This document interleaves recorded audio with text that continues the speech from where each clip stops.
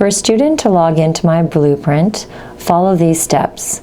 Go to the board website or your school website, hover over the student's icon, and then click on Launchpad Learning Portal Login. You will then be prompted to enter your @dclive.ca email address. If you are not familiar with this, please check with your homeroom teacher or your teacher librarian.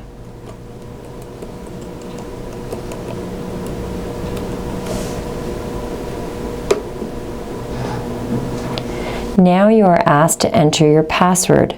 Again, you can get this information from your homeroom teacher or your teacher librarian.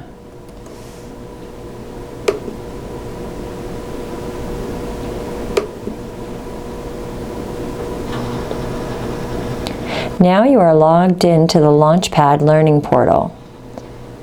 Find the myBlueprint icon and click on it.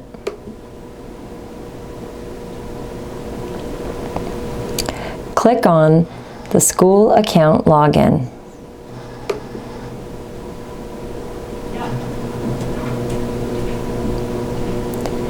You are now logged into myBlueprint. You will see your name on the main dashboard. Have fun exploring!